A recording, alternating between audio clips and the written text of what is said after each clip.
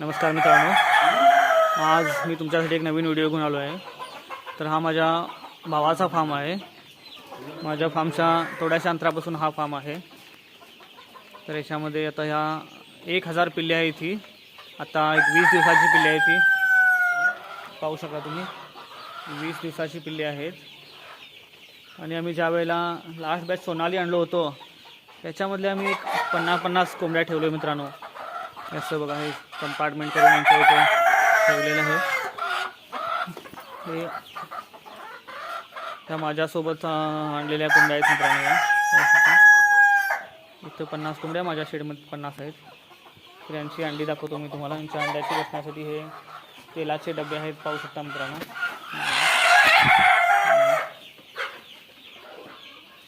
यांच्यामध्ये असे अंडे आहेत मित्रांनो। मित्रांनो, व्हिडिओ कसा वाटला कमेंटमध्ये नक्की सांगा।